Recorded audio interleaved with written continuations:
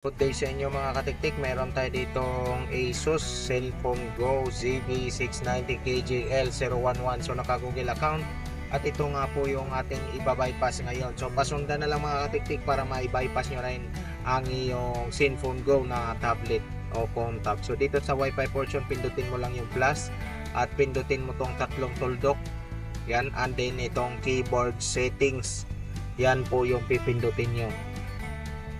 Tapos dito sa baba, scroll down and then about, pindutin yung about, and then itong terms of use notice, yun po yung itatap nyo. At dito mag-open yung browser niya mga katiktik. So accept mo lang para magamit natin ang browser.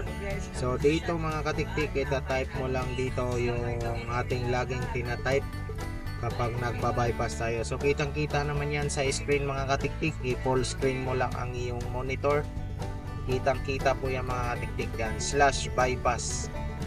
Yan, tapos pindutin mo yung go at papasok tayo dito mga katiktik.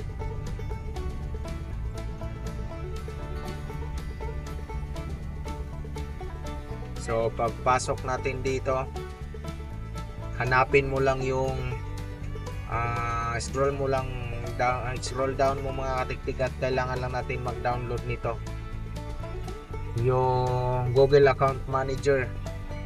Yan, 5. So kung hindi pala gagana sa Google Account Manager 5, Google Account Manager 6 naman yung, kaya dalawa ang ida-download natin para sigurado mga katiktik. So kung hindi ma-install yung isa, gamit kayong isa.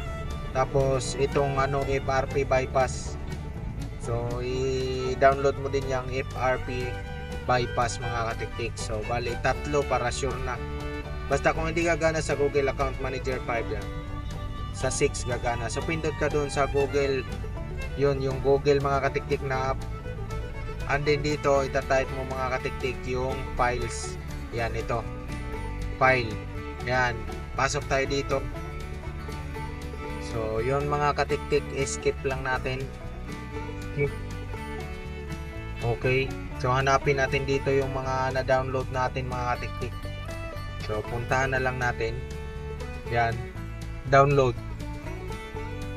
So basta hindi gumagana dyan sa Google Account Manager 5, doon tayo sa Google Account Manager 6 mga katiktik. So kung di nyo ma-install yan, kailangan nyo ma-check yung anong sources. Basta kung hindi ma-install yung isa mga katiktik, halimbawa yung Google Account Manager 5, yung Google Account Manager 6 yung i-install nyo, kailangan kasi ma-install yan. Kapag hindi nag-success sa install, yung isa yung ida-download nyo mga katiktik, yung katabi niyan. So nag-install siya, done. Ibig sabihin okay po yung mga katiktik. Next natin yung FRP bypass na APK, install natin. Yun lang ang tips doon mga katiktik ha. Basta kung hindi gagana sa Google Account Manager 5 or 6, so pagpilian mo lang yan kung saan ang gagana. So open mo lang pagkatapos ma-install yung Google Account Manager 5. So pindutin mo yung tatlong tuldok dito, tatlong tuldok sa taas yan, browser sign in. Tapos okay mo lang mga katiktik, and then dito mga katiktik is i-accept na niya kung anong Google account meron kayo mga katiktik. Kahit bagong gawa, i-accept niya. So enter lang natin mga katiktik yung ating Google account, then pag na-enter na, next lang natin. At syempre kasama na dyan yung password mga katiktik. Hihingin din yung password ng ating Google account na in-enter. So enter lang natin yung password natin.